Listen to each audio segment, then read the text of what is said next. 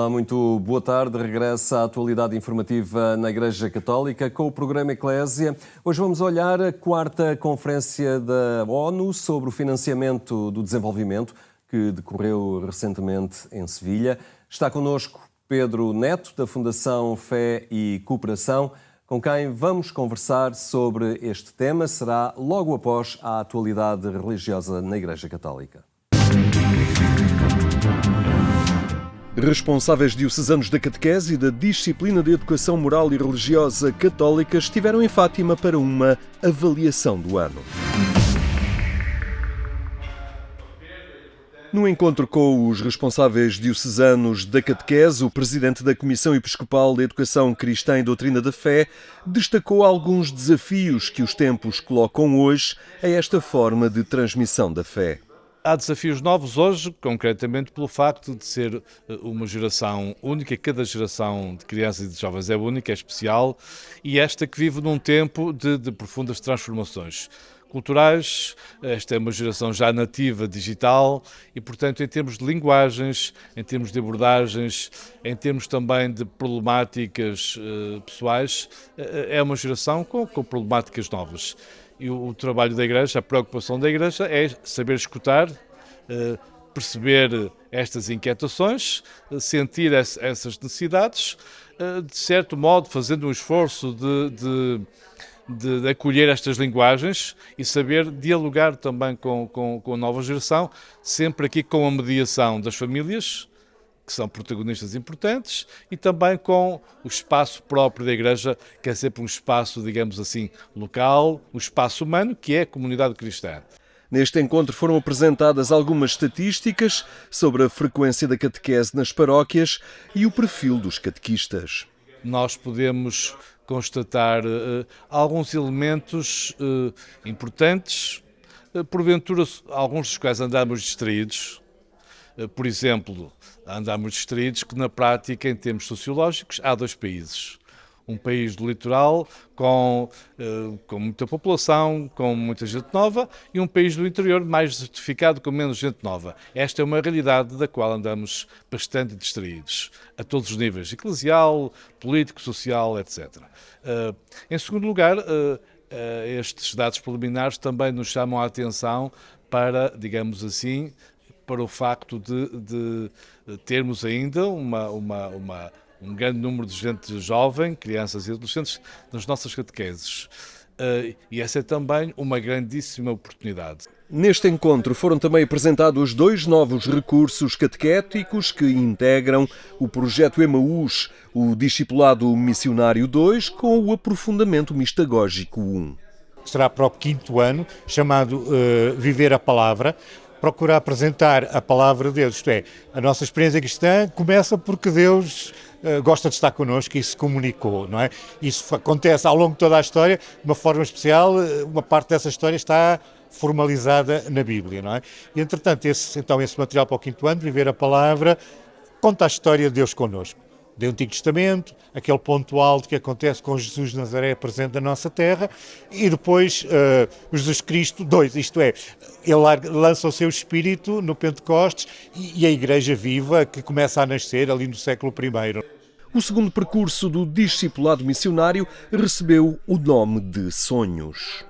Este ano a ideia é, estamos na adolescência, a identidade nasce sempre deste encontro, às vezes confronto, entre as raízes e os sonhos, em termos humanos, não é? Quem é que nós somos? Somos as nossas raízes, a língua, a família, a sociedade onde crescemos, mas somos também os nossos sonhos. E na fé acontece o mesmo. Há as nossas raízes, há a memória viva, vibrante de Jesus de Nazaré, mas também há os sonhos que Deus tem para nós, que tantas vezes são sonhos mais nossos que o que nós podíamos imaginar. Um projeto de catequese que, por razões pedagógicas, mas também eclesiais, está muito centrado no grupo. A fé não é uma experiência individual.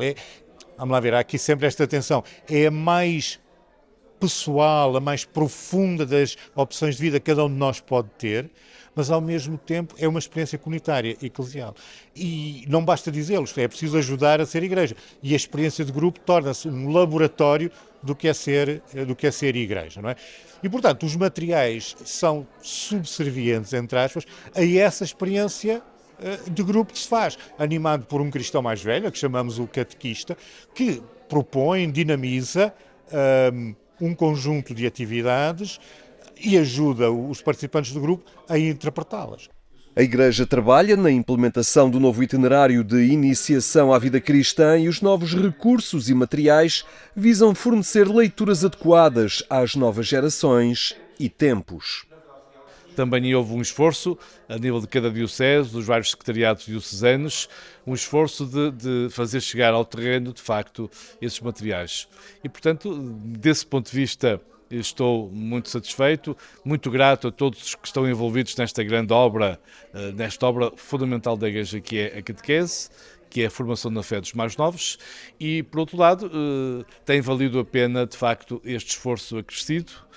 Certamente que há desafios novos, mas também estamos atentos a esses desafios para que saibamos, no fundo, corresponder às necessidades e anseios desta nova geração.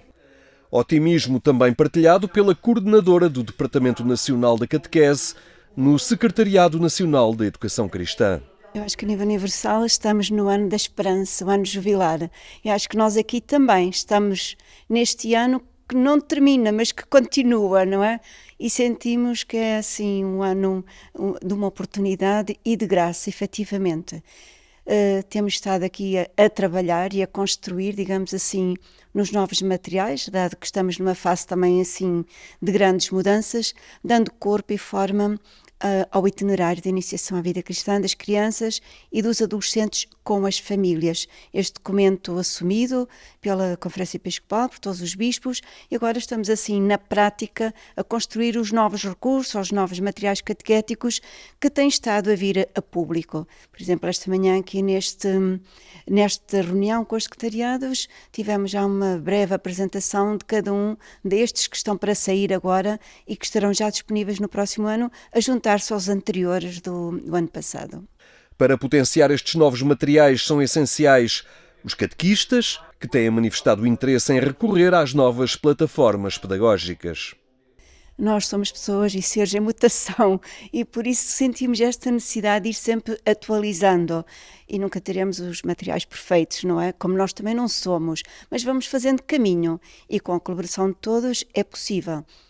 Portanto, já são vários, temos os 4 tempos, sobretudo o discipulado missionário e o aprofundamento mistagógico aproximam-se já quase do seu termo, e isto tem sido um desafio, mas também um grande enriquecimento, e sentimos que tem havido bastante, eu diria até muita receptividade, particularmente por parte dos catequistas, porque eles também sentiam esta necessidade de alguma coisa diferente e de novo.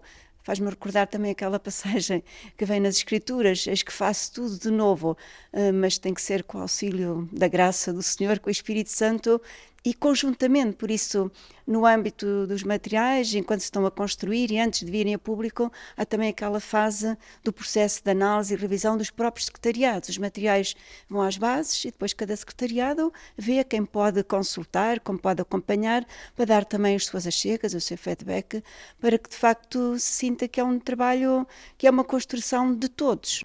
Entretanto, já se prepara o Jubileu dos Catequistas em Roma, de 26 a 8 de setembro, onde estará presente uma delegação portuguesa.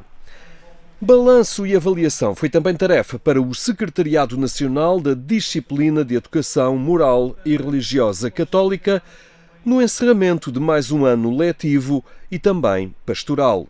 No ano em que foram lançados os objetivos apostados em dar a conhecer e potenciar os recursos da disciplina no plano digital, foi também promovida uma formação no âmbito pedagógico e didático desses recursos, de forma a que os professores pudessem extrair deles todo o seu potencial.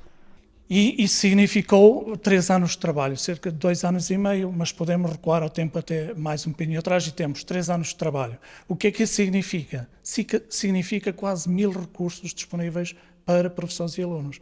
Isso se traduz no enriquecimento, numa potenciação, numa robustez da disciplina naquilo que oferece do âmbito didático-pedagógico. E, portanto, essa é uma marca muito significativa. É quantificada e, em termos de qualidade, vai permitir que os professores façam melhor trabalho. Segundo, o outro destaque é o caminho que é preciso fazer depois daqui, ou seja, há todo um trabalho de envolvimento de professores na elaboração ou na concepção destes recursos e agora não é ficarmos por aqui, fechou esta etapa e ficamos por aqui. Não, é sobretudo trazermos todo o know-how, tudo aquilo que foram as potencialidades colhidas por todos, na formação também colher da parte dos professores aquela que é a experiência direta com os alunos, para percebermos que recursos funcionam, propiciam uma maior aprendizagem, por forma a que continuemos neste caminho. Também no âmbito da disciplina se ficou a saber números mais precisos de docentes e alunos para melhorar ainda mais este trabalho educativo. E aí falamos de um trabalho estatístico também. Procuramos, ou já temos vindo a fazer um trabalho junto dos secretariados, por forma a que façam o levantamento de quantos alunos, quantos professores e a diferente situação dos professores. Não só a situação profissional, mas também a sua participação nessas comunidades educativas, porque temos desde diretores de turma até diretores de agrupamento de escolas. Portanto, conhecermos significa depois traduzir isto numa referência de dados. E esse processo temos vindo com os secretariados a melhorá-lo. Portanto, o objetivo é que tenhamos os dados, tanto quanto possível, reais das nossas comunidades educativas. E esse trabalho este ano está numa fase conclusiva e nesta reunião também será para olharmos quantos somos e podemos dizer, olhando-os do ano letivo anterior, que somos 1.382 professores destas realidades todas. E são à volta de 240 mil alunos. E, portanto, a pergunta é, há diminuição, há acréscimo de professores e de alunos, de professores? É a grande preocupação da disciplina, é a grande preocupação, diríamos assim, da Comissão e da Igreja. Porque as condições estão dadas para que a disciplina tenha o seu espaço e o seu lugar. Mas não havendo agentes, deixamos de ter aqueles que são os protagonistas junto dos alunos para que essa disciplina faça o seu trabalho e a sua missão educativa. Os números expressivos são também motivo de alguma preocupação. Neste momento, os professores que estão em formação para início de carreira são insuficientes para colmatar os que se aproximam da aposentação. Os secretariados diocesanos de Educação Moral e Religiosa Católica, com o Secretariado Nacional de Educação Cristã, realizaram a sua reunião de encerramento dos trabalhos referentes ao ano pastoral 2024-2025, no passado fim de semana, no Centro Catequético em Fátima. Estes são temas que pode acompanhar em agência.eclesia.pt. A Fundação Fé e Cooperação foi uma das organizações não governamentais para o desenvolvimento que marcaram presença em Sevilha, onde decorreu no início deste mês a 4ª Conferência da ONU sobre o financiamento do desenvolvimento. Pedro Neto é gestor de projetos da Fundação Fé e Cooperação e preparou esta participação também nesta cimeira em Sevilha. A esta distância, sei que havia expectativas e a necessidade urgente de reativar, ao fim e ao cabo, este fluxo do financiamento internacional aos projetos que estão no terreno, até por uma questão de cumprimento de metas dos Objetivos do Desenvolvimento Sustentável. A esta já distância desta cimeira, foi positivo o balanço final? Muito boa tarde. Foi positivo. Nós podemos sempre ver aquilo que é pior, aquilo que é melhor e ajustar a nossa perspectiva. E a nossa perspectiva é de esperança, sobretudo, e porque desta cimeira foi acordada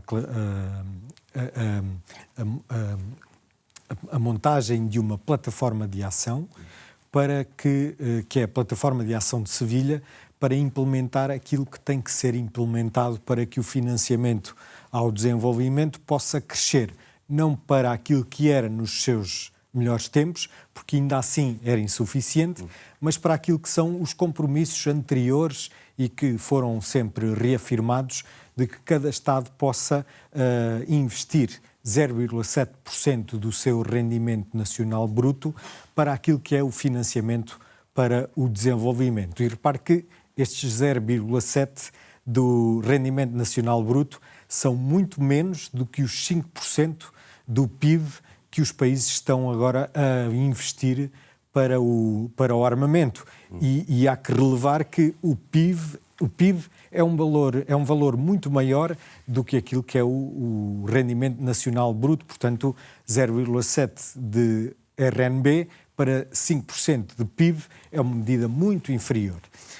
Aquilo que nós verificamos foi que a esmagadora maioria dos países reconhecem que há falta de investimento no financiamento para o desenvolvimento. Aliás, os números e as percentagens têm diminuído recentemente. Esta é uma tendência de que está a reduzir. Tendência essa que é marcada pela catástrofe que Donald Trump fez ao encerrar a USAID, que era a maior agência de ajuda humanitária do mundo. Aliás, os Estados Unidos já não participaram nesta cimeira. Sim, não participaram sequer. Ainda assim, teve um efeito paradoxal, porque muitos outros países chegaram-se à frente para colmatar estas deficiências que a falta de ajuda humanitária dos Estados Unidos, que era de longe a que mais contribuía pelo mundo fora e que deixou de contribuir, pondo em risco a vida de 14 milhões de pessoas numa projeção que é feita até 2030. Há também o consenso da necessidade de um sistema económico diferente, nomeadamente no que toca a honrar as dívidas externas dos países, não é? Que, ao fim e ao cabo, limitam completamente dos países em desenvolvimento e onde é necessário canalizar também estes apoios, o facto deles próprios investirem no seu próprio desenvolvimento. Claro. O peso da dívida pública de muitos destes países em desenvolvimento, do sul global, aquilo que pagam em juros não é empréstimo, devolver o empréstimo, é só em juros, é um número muito superior àquilo que recebem até para a ajuda ao financiamento para o desenvolvimento. Aquilo que propusemos e que se referiu, mas muito pouco, foi essa questão da dívida e desta conferência não surgiu nenhum efeito sobre a questão da dívida.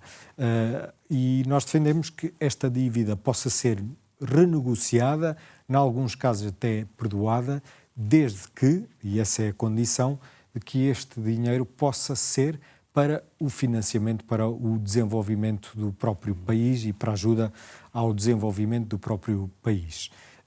E essa é uma questão que temos que ver, e voltando atrás, é que há países que estão a ocupar o lugar dos Estados Unidos na ajuda ao financiamento e estão a fazê-lo sem condicionalismos. Isto é, a Rússia, a China emprestam e dão dinheiro sem condições. E isso pode ser um problema, porque a ajuda pública ao desenvolvimento tem que ter condições. Esse dinheiro tem que ser aplicado no desenvolvimento. Tem que haver escrutínio também, porque muitas vezes assistimos a alguns países que estão nesta linha da frente da necessidade de auxílio, mas depois onde se registra, digamos, pouca maturidade democrática, com governos, enfim, ainda autoritários, onde não há ainda uma proximidade ou uma relação com as suas populações, e isso importa também ter um escrutínio internacional. Sim, essa é uma das muitas medidas e condições que a ajuda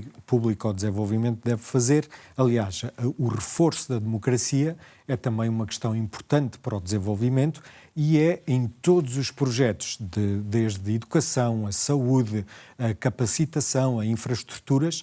Um dos efeitos secundários que vai ter é, claro, o fortalecimento das pessoas, o fortalecimento da própria democracia. Esta participação, a Fundação Fé e Cooperação participou nesta cimeira, também numa parceria com o Instituto Marquês de Valflor. Fazem esta leitura que, ao fim e ao cabo, temos estado aqui a partilhar, mas de alguma forma Está em causa ou prevêem que haja reforço após este encontro dos projetos que têm no terreno, e são alguns, nomeadamente em países de língua oficial portuguesa? Sim, claro. Sim, a FEC e o IMVF foram inseridos na delegação da Plataforma Portuguesa dos ONGDs. Essa é a esperança. E a criação da Plataforma de Ação de Sevilha deu-nos a esperança de que este possa ser um lugar de desenvolvimento e de concretização de ideias e de projetos e de planos para fortalecer a ajuda pública ao desenvolvimento. Aquilo que nós queremos ver é que também numa altura em que há tanta polarização, os governos autoritários a crescerem em número, é que também esta ajuda pública ao desenvolvimento possa também ser um investimento que é feito para prevenir a radicalização, para prevenir que mais mortes aconteçam, porque em última análise e com uma visão, e isto agora falando para os céticos e para os pragmáticos que só veem números e contas à frente, este dinheiro investido na ajuda pública ao desenvolvimento pode também vir a criar mercados futuros de comunidades mais saudáveis e com maior capacidade financeira. E, portanto, este equilíbrio, por essa perspectiva mais pragmática, também pode fortalecer, interessante para todos, em termos de fortalecimento da economia. Claro.